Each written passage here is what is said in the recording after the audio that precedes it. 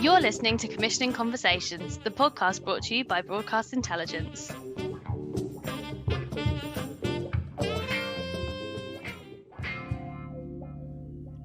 Hi, and welcome to Commissioning Conversations. I'm Alice Redman. And I'm Heather Fallon. And we are both reporters and researchers for the Commissioner Index. This week, I spoke to Sky's Director of Documentaries, Poppy Dixon. And I spoke to our subscribers, First Look TV, about what they're up to, how they use CI and true crime. So, hi, Alice. Hi, Hev. So we have two pretty great podcast guests this week. Lots of interesting things being said by them. So let's be brief with our chit chat and get right into your green light of the week.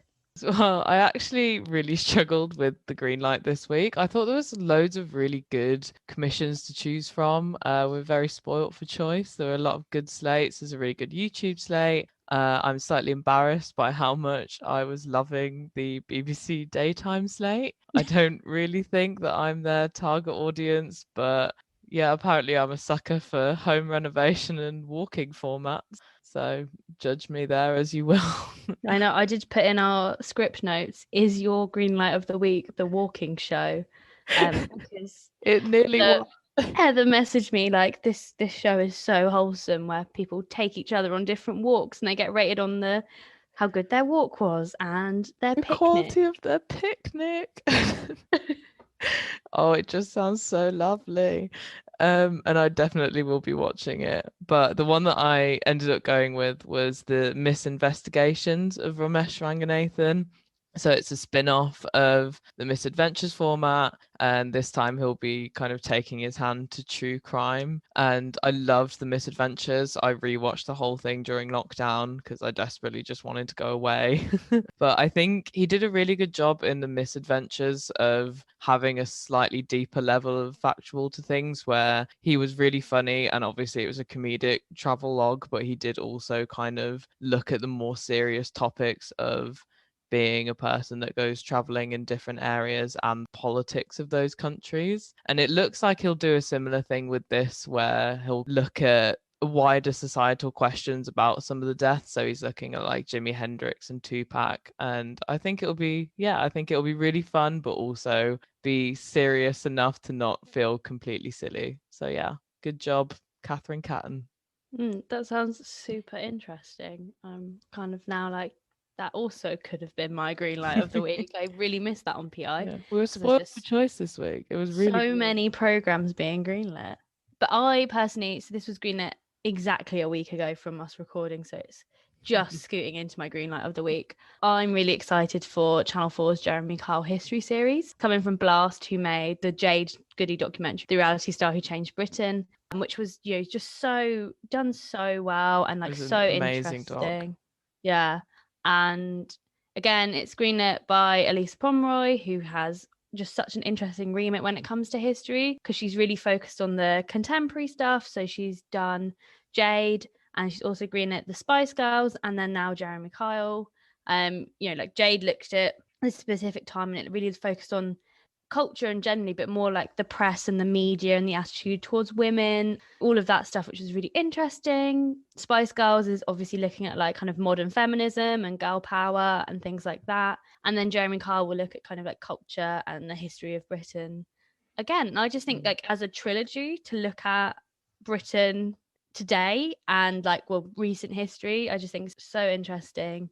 I'm very here for more of it. And like when she called out for her in a brief about a couple of months ago, saying she wanted more of this, but it had to be different. And I was like, oh, where else can you go? And then like the answer was actually right in front of television, that it was television's hottest topic, Jeremy Kyle. Yeah, she's really tapping into that zeitgeist at the moment. And I don't know anyone who hasn't seen an episode of Jeremy Kyle that grew up in the UK. It was such a staple, and even though it was, I mean, a very problematic show, everyone will have seen an episode, even if they absolutely hated it. So it's a really interesting lens to then look at wider issues. And yeah, I thought that was a really great commission as well. Maybe we'll have a little viewing party. I think we will. This is one of those things where I feel like I miss screenings the most, and Absolutely. I'm genuinely so excited. I remember going to the screening of Jade, and that was amazing because it's such a good excuse to go and sit and like, obviously you're there for press reasons, but it's also just a good excuse to see something before anyone else and give it your full undivided attention and have a great Q&A afterwards. Like, Yeah, and then talk to people afterwards and be like, what did you think of this part? So exciting. socializing, amazing. What a Although concept. I do have a strong memory of going to the Michael Jackson and Me Channel 4 screening, and they gave us a break between part one and part two, and I was in the queue for the loo, and it was like me and like 3 or 4 other girls, and we were all just like, so this is like, because obviously it was on a cinema screen as well, like it was Oh God. very intense. Less mingling in that one because like Mm, afterwards it was a Monday morning as well, and everyone just went home yeah. or back to the office like, okay, yeah, cool. But anyway, enough Pretty on our miss. heavy topic for a Monday. I know, but yeah, that's enough on our missing of events and screenings. And you spoke to Poppy Dixon this week from Sky, who is also doing some amazing things in the documentary space. Shall we have a listen? So you've taken the position of chief of docs for Sky Docs, Sky Nature, Sky Crime, and Sky History to a smaller extent. Could I ask you to wind through what each of the channels are looking for and what the differences between each of them are? I know that the titles are slightly self-explanatory, but I'm sure it'd be helpful to kind of go through each one. Yeah, absolutely. And I mean, they are quite self-explanatory, but there's also crossover. I mean, I'll start with Sky Docs because that's sort of probably where the bulk of our commissioning lands. And I mean, really, we see Sky Docs as a sort of destination for premium feature docs and limited series. So we're really, it's not a kind of broad factual channel. We're not looking for current affairs, presenter led, constructed factual, anything like that. We're really looking for narrative driven, sort of really strong storytelling, and all sort of either 90-minute films or those sort of limited box set series that, with a story that arcs across multiple episodes. And that's the sort of I guess the format that we're looking for Sky Docs in terms of kind of themes and subjects. It's pretty broad, broad audience base. We're looking for sort of definitive biographies. This could be something like Tina Turner, which is our most successful Sky original yet, actually, which was a brilliant feature doc. Or we're just announcing a 3-part series on Mother Teresa, which is a great example of a sort of definitive biography that looks a little deeper and peels back the layers that perhaps people don't know about this much loved figure. So yeah, biographies, sports as well, sports biographies. Bruno versus Tyson was a big success for us, and we have a number of other sort of sports films in the works, including a couple that we're just announcing this week, such as Right to Fight, which is a brilliant story of sort of 2 female boxers in the 1970s in New York who were struggling to be taken seriously or to be given a license to box professionally, and they sort of changed the course of history by winning that license. But the struggle for them wasn't over at that point. It was still an era where things weren't easy for women. So that's a really exciting film from Raw, and a great example of the sort of sports area. And then we also look for crime. We do look for crime and sort of scandal on Sky Documentaries. I'll come on to Sky Crime in a minute, but Sky Docs, it could be that Ghislaine Maxwell is a series we've got coming up, Ghislaine Maxwell, Epstein's Shadow, which covers the story of this woman who is alleged to be Jeffrey Epstein's madam, if you want to call it that, and sort of tracks the case against her. which I think will be. I mean, there's a lot of projects in the works about Ghislaine Maxwell, but we think this is going to be the first out. Very interesting figure. It's such an interesting story, and they've got some great accents, some great interviews in there. And then on the sort of crime side, so we look for, you know, heists and capers and those, you know, sort of white collar crimes, or stories of sexual abuse, Me Too. Those kind of stories might land under this kind of bucket as well. I'm trying to think of an example actually that just launched last night and had a very successful first night was Liverpool Narcos, which is a great 3-part series about the drugs trade. In really Liverpool. Interested in that. Yeah, it had a really great overnights with the Sky Docs, so we're really looking forward to seeing how that does in the 28 days. And then one of the other sort of areas we look for Sky Docs is what we call kind of news adjacent or contemporary history. And it's the sort of stories that you'll recognize from, you know, the last 20, 30, maybe 40 years. We're not going back super far. We want there to be, you know, eyewitness testimony, archive, that sort of thing. So a great example of that would be Positive, which is a 3-part series we have on the AIDS crisis, which will come out towards the end of the year for the 40-year anniversary of AIDS arriving in HIV and AIDS arriving in the UK. And then The Return, which is a feature doc, which is about ISIS brides who are sort of trapped in camps, in a camp in northern Syria. So that features Shamima Begum. So it's a story that was in the news, but it's told. It's not told in a sort of current affairs way. This is, you know, truly an intimate observational documentary filmed over the course of a year with these women. Yeah. That's, I've probably gone on too long about Sky Documentaries. No, not at all. The more the better, honestly.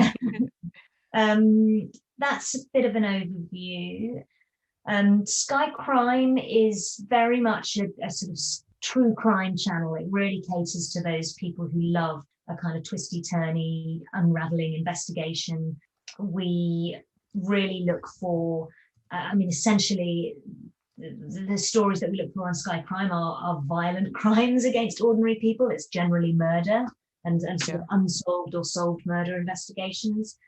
We look for, sometimes they're quite famous cases. We've got a series coming up from Mindhouse about Jeremy Bamber case, which a lot of people will know, that has never really been told in a sort of definitive 3-part doc series. So we're excited about that. And we also, for Sky Crime, so we have the kind of box set releases. We look for about 6 of them a year, and those are either, you know, famous cases or unknown, shocking, twisty, turny cases that will get everybody talking. And we also have what we call adjudicated series, which are the sort of weeknight series, which are closed-ended episodes. It's the only place really in the Factual arena where we're looking for those closed-ended episodes. You know, you could have a series of 8 to 10 episodes, and they're sort of highly returnable, repeatable, great series to sort of satisfy those true crime lovers who come to the channel. And then Sky Nature, we don't commission a huge amount. We really lean on a lot of acquired content for Nature. So we're doing probably 3 or 4 originals a year, and we're looking for really blue chip natural history, you know, sort of original takes, kind of really immersive natural history that takes you somewhere that you've not been, and kind of opens our eyes to the animal kingdom. And really we're sort of excited about new technologies and new ways of filming. And we've got a great series coming up with Steve Factual, Shark with Steve Factual, which will go out a bit later in the year. And so it'll be a mix. There'll be possibly a couple of presenter-led, but sort of leaning more into that kind of landmark, narrator-driven blue chip natural history. And then Sky History, I don't actually look after Sky History day to day. Dan, so isn't it? Dan Corn? People would be better to go to Dan Corn for Sky History. And although it is now Sky History, and a year ago it was just history, you know, their brief hasn't really changed. Yeah, it was really nice to speak to Poppy. She is one of the loveliest people that I've spoken to. She's really, really sweet. And it was good to know a year into the job that she's still very excited. And it's just good to get an overview of what's happening on Sky Docs. I think the Sky Docs and the HBO Docs link just kind of gives it a proof of quality that it's going to be churning out some great things to sit alongside those really interesting HBO Docs. And she did tell you she was a fan of the podcast, so She did. Hello, Poppy. Thank you. hello, Poppy. Thanks for listening and thanks for being on our podcast. But yeah, keeping in the factual genre, I also spoke to Will Hanrahan from First Look TV about his company producing true crime and also some of the ways he uses CI. It's a hard thing what we do, which is absolutely solid investigative journalism based programming. It's really not common. I say this regularly. We are actually, First Look TV, I in particular, we are a job creation scheme. we actually look for ways to employ people, and because we're in the harder end of journalism, the harder end of journalism is a hard place to be. So we're always looking for people who work in that area. So we tend to look for stories and then think, right, who's buying that sort of story? Now, we wouldn't have done that a few years ago. We'd have been classic, let's go listen to what the commissioning editor wants to say, and then gone back and tried to work for that. Problem is, you're putting a lot of eggs in one basket there. You hope your commissioning editor is going to say, oh, well, thanks, you're the only company that's come up with that fantastic new story. They don't do that. It's, in my experience, it's much more of a partnership. Let's work together to find what we want. Yeah. Whereas we're out there in a different kind of, our approach has always been a bit off-piste. We're saying, we make a lot of true crime documentaries. And what we're saying is, what are the binding elements of that specialist factual area? Such, for example, we just finished 52 one-hour programs called Meet, Marry, Murder. We've done that. We're on our 52nd as we speak, you and I. And we began that last April. So in 14 months, we've made 52 hours. Now, the only way we could make that is because you do the statistics. You kind of think, well, what's the most common form of civil union? Still, just marriage. What's the most common form of crime against women within spousal relationships? The most common reason that women have been killed is because their partner has done it. And so we look at that concept and we say, look, that's a returning concept that can be turned into an affordable true crime brand. And then we get the cases, and then we look up CI and say, who's the person now sitting in this channel or that channel who might be interested in it? And then we take it to them like that. So that's the way we use it. Not everybody uses it that way. It's the way we use it. Yeah, definitely. I think it's a good way. Idea first. Good way to work. It's concept with us first, and then who's buying that? Yeah, for sure. And obviously you attended our true crime event and you are a true crime expert. I wanted to ask how you found it. Do you know, I am, other people can call me an expert. For me, I'm still a wide-eyed kind of babe in the woods in this. The truth is, we didn't used to call it true crime when I first got into journalism. We called it crime reporting, and and I'm still in that place. And I look at the true crime and listening to people at your true crime event, I listen and I think, gosh, boy, this has become an industry, and it's a global industry. There isn't. I go everywhere. I kid you not. When we were allowed to travel, I get off whichever plane in whichever country and go and switch on the TV. And one of our programs would come up with strange voiceovers. It was in Poland, and I switched on the telly, and one of the first programs was one of our programs, Evil Up Close, with a Polish narrator. And then I was in Mexico for a real screen. There was a Mexican narrator on the same brand. Where does it come from? Where is this insatiable appetite to know about crime come from? I really don't know. And what I took from that conference is there seems to be no lessening of that demand. And it was well organized, good people, really good people. What you also find in this genre, by the way, is you are working for some fabulous commissioning editors. I'm not just saying it. They're so so into what they do, and they're so geeky that, you know, there's just no point in trying to sell them something that they don't know about. They probably knew before you. They're so clever. It really, you're on your guard all the time to make sure you do it properly. And did you have a meeting after the panel? How was that? Well, I knew I knew two of the commission editors intimately. I knew them because we supply them. I supplied two of those people, and I did have a one-on-one afterwards with Dan at 5, who's a gentleman, really lovely bloke, and that really was good. I think it was good for him as well, you know, because he was able to. I don't think we'd met, and he knew of some of the stuff that we did, and he wanted us to refine some of the stuff that we did for stuff potentially pitching for him. We've made a note of that. We're working on that. Lovely thing that. So you guys had set it up. We networked.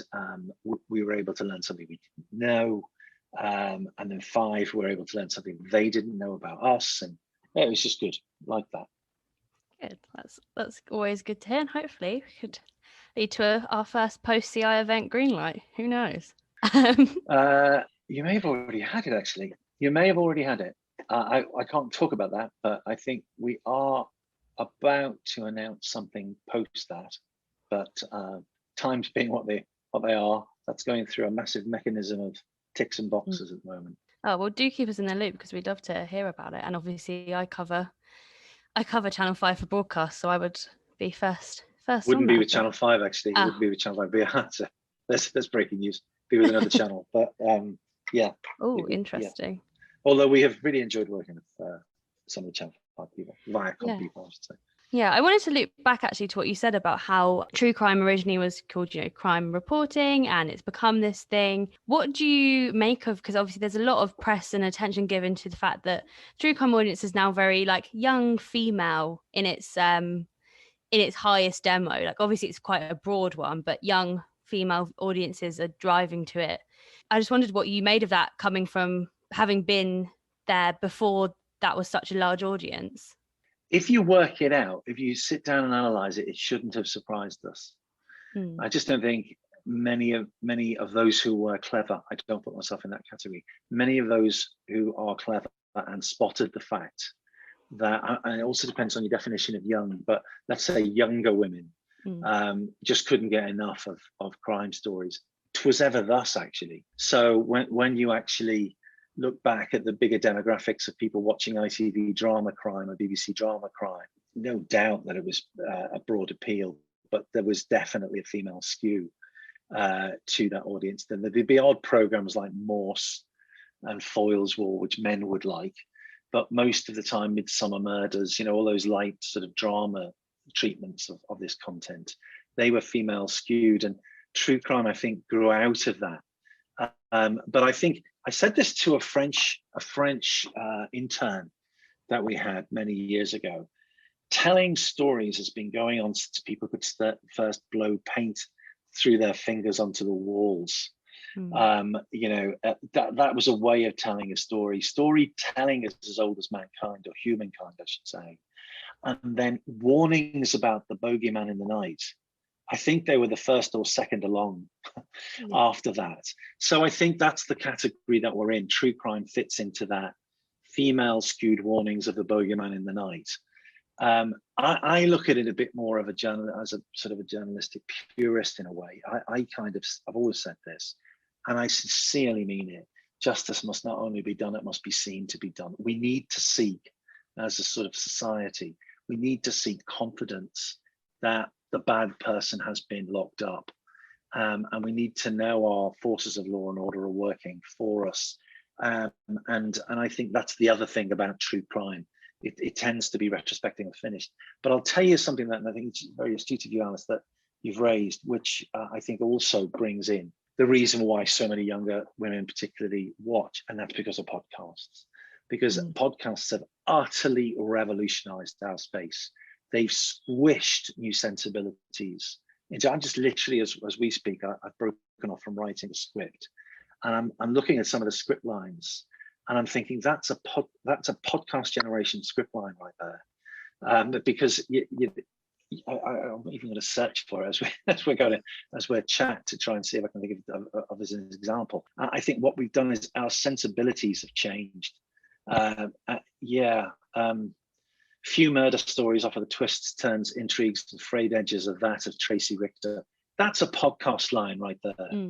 And that's going to be a documentary actually that we're making for an American network. And they will want that written that way when the time comes. So I think podcasts have really driven a whole new kind of level of interest in true crime. It's a kind of a benevolent if you're working in that concept area circle, but it's also a bit demoralizing. There's so much crime about. Yeah. I also was going to ask, there was a bit of a debate in the panel about victims and how documentaries have traditionally portrayed victims, and their growing kind of awareness of we have to treat the victims with the most respect instead of sensationalizing the killer or the crime. Have you noticed a change throughout your years working in this space of how victims are treated in these documentaries? Well, it's a really good, interesting question, and the debate was really good too. Look, I don't think the principles that I follow have changed. I don't want to big myself up here. There's lots of journalists like me, who've been doing this for a long time. I don't want to big myself up in saying that I haven't really changed my principles, which have always been the same. And that is, I try to give the victim a voice. And that's still something I do. The sensationalism bit, that's a lot to do with the channels that you work for. So the tone that a channel chooses to adopt when it comes to reporting true crime and making true crime programs, that's up to the channel. We just follow their brand lead. In terms of what we as professionals here at First Look TV do, we have pictures of the victims on the wall. We don't have pictures of the killers. We have pictures of the victims, and we say that's the voice that we're trying to seek here and to display. It's an area where there's a lot of change because, Ofcom are constantly reviewing their directions and regulations, and I think Ofcom need to stay out of the space a bit more than they are at the moment, because the issue is this: who owns the justice system? Who actually pays for the police, the barristers, the courts, the judges, the immense cost of our justice system? And the answer is you and I do. And we own the justice system. The Crown does in theory, but we own it as the funders of it. And I think we have a right to know what's going on. And when you go into a courtroom, there it is, sacrosanct in every courtroom you will ever go to, the public gallery. It's important that justice is seen to be done. So accordingly, our programs seek to give the victim's voice in a way where we're showing the justice system, warts and all. Sometimes it's not as good as it should be. And we're doing it for the purposes of informing people enough to fight crime. And that's the principles that I've always worked to, and I haven't changed that. Now, when you come along and you get organizations saying, we've got to protect the privacy, for example, of those who are involved, what I call collateral damage, the people left behind, and they are incredibly, sincerely grieving people. Do you put their rights first? And that's a debate we have all the time. And in fact, we've just withheld a story for which we've got exclusive access to a range of people because it's too soon. The grief is just too soon. So we've self-censored on that one and held that one back. Even though we could make a really magnificent television documentary, we decided to self-censor. The warning for me on this one is we've all got to remember what came first. And what came first was a public gallery in the justice system. And that's got to be absolutely protected at all costs. It's really important because if criminals think they won't be displayed in reports, on the radio, in newspapers, TV, and in films, that's a deterrent. It's a deterrent. We've got to keep that deterrent going. Listen to me on a real soapbox on time. I was going to say, that's just such an amazing answer. It's brilliant. Thank you so much. Yeah, I loved speaking to Will. He had some amazing insight into true crime.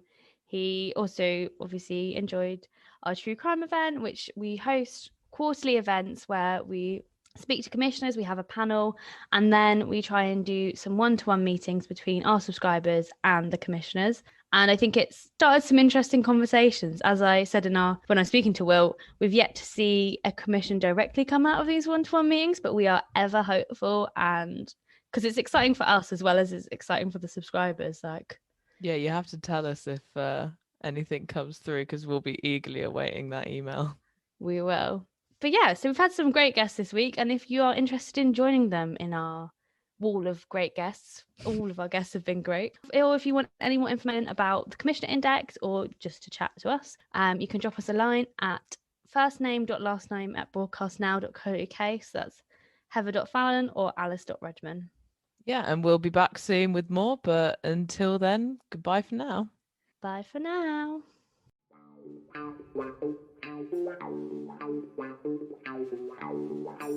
Thank you for listening. We'll be back soon with another podcast, but in the meantime, be sure to check us out and all the latest commissioning briefs and programme green lights at broadcastintel.com.